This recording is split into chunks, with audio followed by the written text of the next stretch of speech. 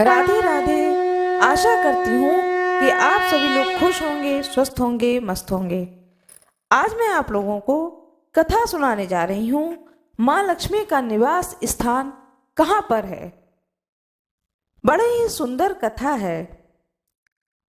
एक बार की बात है, युधिष्ठिर जी अपने पितामह भीष्म से पूछते हैं कि दादाजी, मनुष्य किन उपायों से दुख रहित होता है। किन उपायों से जाना जाए कि यह मनुष्य दुखी होने वाला है, और किन उपायों से यह जाना जाए कि मनुष्य सुखी होने वाला है, इसका भविष्य उज्जवल होने वाला है। यह कैसे पता चलेगा, और यह भविष्य में पतन की खाई में गिरेगा, यह भी कैसे पता चलेगा। इस विषय में एक प्राचीन कथा को सुनाते हुए पितामह भीष्म ने युधिष्ठिर से कहा कि एक बार इंद्र, वरुण आदि विचरण कर रहे थे। वे सूर्य के प्रथम किरण से ही सरिता के तट पर पहुंचे तो देवर्षि नारद भी वहां विद्यमान थे। देवर्षि नारद ने सरिता में गोता मारा, स्नान किया और मौन पूर्वक जप करने लगे। जप करते करते सूर्य नारायण भगवान को अर्घ्य दिया। देवराज इंद्र ने भी ऐसा ही किया। इतने में सूर्य नारायण भगवान की कोमल किरणें उभरने लगीं और एक कमल पर दीप्तिमान प्रकाश छा गया। इंद्र और नारद जी ने उस प्रकाश पुंज की ओर गौर से देखा तो देखा कि माँ लक्ष्मी जी हैं। दोनों ने माँ लक्ष्मी का अभिवादन किया। फिर पूछा, माँ, समुद्र मंथन के बाद आपका प्राकट्य हुआ था। ओम नमः भाग्य लक्ष्मी च विदेहे अष्ट लक्ष्मी च धीमहि तन्नो लक्ष्मी प्रचोदयात्। ऐसा कह करके लोग आपको पूछते हैं। मातेश्वरी, आप ही बताइए कि आप किस पर प्रसन्न होती हैं, किसके घर में आप स्थिर रहती हैं और किसके घर से आप विदा हो जाती हैं। आपकी संपदा किसको विमोहित करके संसार में भटकाती हैं, किसको असली संपदा भगवान नारायण से मिलती है। माँ लक्ष्मी कहती हैं, हे देवर्षि नारद और देवेंद्र, तुम दोनों लोग लोगों की भलाई के लिए, मानव समाज के हित के लिए यह प्रश्न किया है। अतः सुनो। पहले मैं दैत्यों के पास रहती थी, क्योंकि वे पुरुषार्थी थे, सत्य बोलते थे, वचन के पक्के थे, अर्थात मुकरते नहीं थे, कर्तव्य पालन में दृढ़ थे। एक बार जो निश्चय कर लेते थे उसमें तत्परता से जुट जाते थे, अतिथि का सत्कार करते थे, निर्दोषों को सताते नहीं थे, सज्जनों का आदर करते थे, दुष्टों से लोहा लेते थे। जब से उनके सारे सद्गुण दुर्गुणों में बदलने लगे, तब से मैं तुम्हारे पास देवलोक में आने लगी। समझदार लोग उद्योग से मुझे पाते हैं, दान में मेरा विस्तार करते हैं, संयम में मुझे स्थिर बनाते हैं, सद्कर्म में मेरा उपयोग करके शाश्वत हरि को पाने का यत्न करते हैं। जहाँ सूर्योदय से पहले स्नान करने वाले, सत्य बोलने वाले, वचन में दृढ़ रहने वाले, पुरुषार्थी, कर्तव्य पालन में दृढ़ता रखने वाले, अकारण किसी को दंड न देने वाले रहते हैं, जहाँ उद्योग, साहस, धैर्य और बुद्धि का विकास होता है और भगवत परायणता होती है, वहाँ मैं निवास करती हूँ। हे देव ऋषि, जो भगवान के नाम का जाप करते हैं, स्मरण करते हैं और श्रेष्ठ आचरण करते हैं, वहाँ मेरी रुचि बढ़ती है। पूर्व काल में चाहे कितना भी पापी रहा हो, अधम हो, पातकी रहा हो, परंतु जो भी अभी संतत और शास्त्रों के अनुसार पुरुषार्थ करता है, मैं उसके जीवन में भाग्य लक्ष्मी हूँ, सुख लक्ष्मी हूँ, करुणा लक्ष्मी हूँ, अदौर्य लक्ष्मी के रूप में आ करके विराजती हूँ। जो सुबह झाड़ू बुहारू करके घर को साफ सुथरा रखता है, इंद्रियों को संयम में रखते हैं, भगवान के प्रति श्रद्धा रखते हैं, किसी की निंदा न तो करते हैं और न ही सुनते हैं, जरा जरा सी बात पे क्रोध नहीं करते हैं, जिनका दयालु स्वभाव है और जो विचारवान हैं, उनके यहाँ मैं स्थिर होकर रहती हूँ। जो मुझे स्थिर रखना चाहते हैं, उन्हें रात्रि को घर में झाड़ू और बुहारू नहीं करनी चाहिए। जो सरल है, सुदृढ़ और भक्ति वाले हैं, परोपकार को नहीं भूलते हैं, मृदुभाषी हैं, विचार संचित, विनम्रता का सद्गुण जहाँ है वहाँ मैं निवास करती हूँ। जो विश्वास पात्र जीवन जीते हैं, पर्वों के दिन घी और मांगलिक वस्तुओं का दर्शन करते हैं, धर्म चर्चा करते और सुनते हैं, अति संग्रह नहीं करते हैं, अति दरिद्रता में विश्वास नहीं करते हैं, जो हजार हजार हाथों से लेते हैं और लाख लाख हाथों से देने को तत्पर रहते हैं, उन पर मैं प्रसन्न रहती हूँ। जो दिन में अकारण नहीं सोते हैं, विवादग्रस्त नहीं होते हैं, भयभीत नहीं होते हैं, रोग से ग्रस्त व्यक्तियों को सांत्वना देते हैं, पीड़ित व्यक्तियों को, थके हारे व्यक्तियों को ढांढस बंधाते हैं, ऐसे पर मैं प्रसन्न रहती हूँ।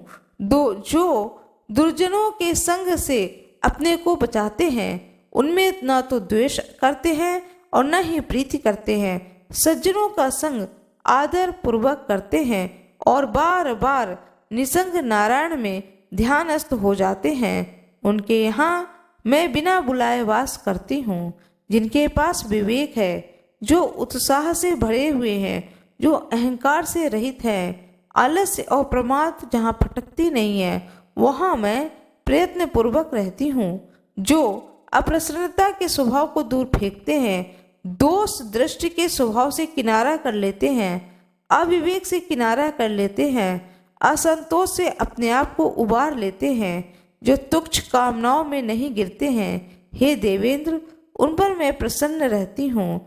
जिनका मन जरा जरा बात में खिन्न नहीं होता है, जो जरा जरा सी बातों पे अपने वचनों से मुकर नहीं जाते हैं, दीर्घ सूत्री होते हैं, आलसी नहीं होता है, दगाबाज और पराश्रित होता है, राग द्वेष में पचता रहता है, ईश्वर गुरु शास्त्र से विमुख होता है, उससे मैं मुख को मोड़ लेती हूँ।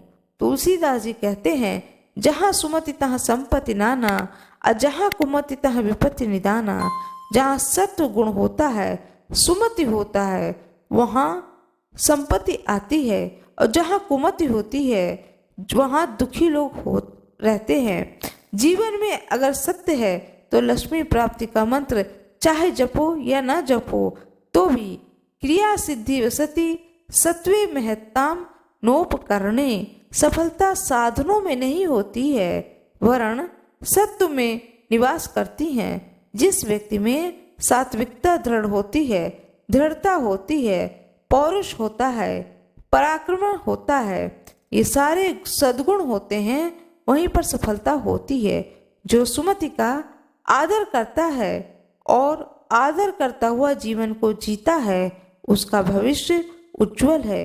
और जो कुमति का आश्रय लेकर सुखी होने की कोशिश करता है, वह यहाँ नहीं बल्कि अमेरिका भी क्यों न चला जाए, थोड़े बहुत डॉलर भी कमा ले तो भी वह दुखी ही रहेगा। जो छल कपट और स्वार्थ का आश्रय लेकर के, दूसरों के शोषण का आश्रय लेकर के सुखी होना चाहता है, उसके पास वित्त आ सकता है परंतु लक्ष्मी टिक नहीं सकती हैं, महालक्ष्मी नहीं आ सकती हैं। वित्त से वह सुख के साधन की व्यवस्था हो सकती है, धन से नश्वर भोग के पदार्थ मिल सकते हैं, लक्ष्मी से स्वर्गीय सुख की प्राप्ति होती है और महालक्ष्मी से महान परमात्मा शांति की प्राप्ति होती है।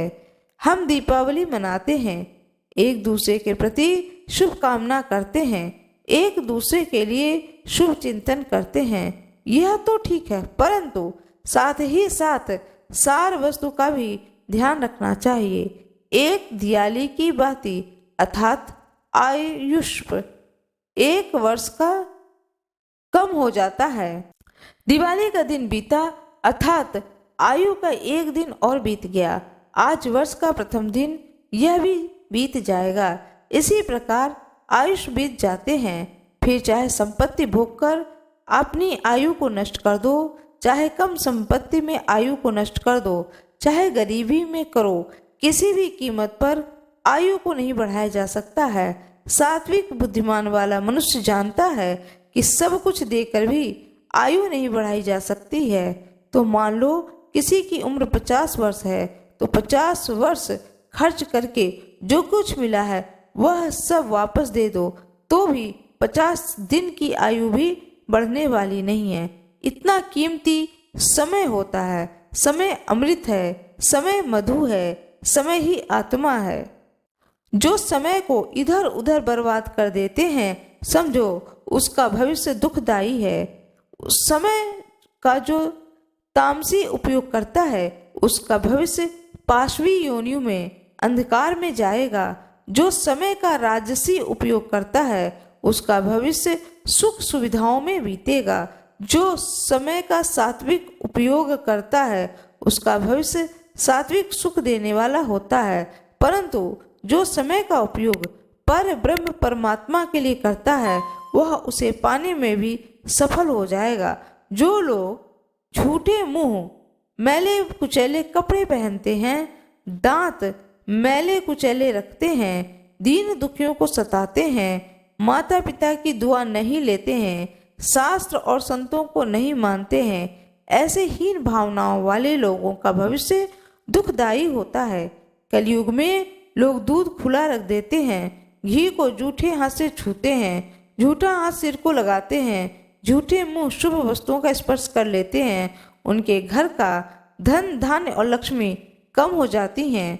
जो जप ध्यान प्राणायाम आदि करते हैं, आय का कुछ हिस्सा दान करते हैं, शास्त्र के ऊंचे लक्ष्यों को समझाने के लिए महापुरुषों का सत्संग आदर सहित सुनते हैं और सत्संग की कोई बात जच जाए तो पकड़कर उसके अनुसार अपने को ढालने में लगाते हैं, समझो उसका भविष्य मोक्षदायक है। उनके भाग्य में मुक्ति लिखी है, उनके भाग्य में परमात्मा लिखे हैं कि उनका भाग्य में परम सुख है। कोई किसी को दुख या सुख नहीं देता है, मानव अपने भाग्य का फल विधाता है। तुलसीदास जी महाराज जी कहते हैं, को काहू नहीं सुख दुख का दाता, निजकृत कर्म भोगते ही भ्राता। यह समझा जाए कि आप दुखों से बच जाओगे, आपकी समझ बढ़ जाए, आप अपने हल्के स्वभाव पर विजय प्राप्त कर सको तो लक्ष्मी को बुलाना नहीं पड़ेगा। वर्ण लक्ष्मी आपके घर में स्वयं निवास करेंगी। जहाँ नारायण निवास करते हैं वहाँ लक्ष्मी को अलग से बुलाना नहीं पड़ता है। जहाँ व्यक्ति जाता है वहाँ अपनी छाया को बुलाता है क्या? छाया तो उसके साथ ही रहती है। ऐसे ही नारायण के प्रति, नारायण के निमित्त आपका पवित्र स्वभाव बन गया है, वहाँ संपत्ति लक्ष्मी अपने आप आती हैं। भीष्म पितामह ने युधिष्ठिर से कहते हैं कि हे युधिष्ठिर, किस व्यक्ति का भविष्य उज्जवल है और किसका अंधकारमय है? इस विषय में तुमने जो प्रश्न किया उसके संदर्भ में मैंने तुम्हें माँ लक्ष्मी के साथ देवेंद्र और देवऋषि का संवाद को सुनाया है। इस संवाद को जो कोई सुनेगा सुनाएगा उस पर माँ लक्ष्मी जी प्रसन्न रहेंगी और उसे नारायण की भक्ति की प्राप्त होगी। वर्ष के प्रथम दिन जो इस प्रकार की गाथा गाएगा, सुनेगा, सुनाएगा, उसके जीवन में संतोष, शांति, विवेक, भगवत भक्ति, प्रसन्नता, प्रभु स्नेह प्रकट होगा। इस संवाद को सुनने वाला और सुनाने वाला सभी की मंगल कामना होगी, मंगल होगा। भगवान विष्णु की जय हो, माता लक्ष्मी की जय हो, युधिष्ठिर महाराज की जय हो, भीष्म पितामह की जय हो जो कि स्वयं गंगा पुत्र हैं, माँ गंगा की जय हो, तुलसी माता की जय हो, दृश्य ऋषियों की जय हो, अदृश्य ऋषियों की जय हो। यह कथा आप लोगों को अच्छी लगी हो तो कृपया वीडियो को लाइक जरूर करिएगा, चैनल को सब्सक्राइब करिएगा, बेल आइकन जरूर दबाइएगा। आप सभी लोगों का बहुत बहुत धन्यवाद।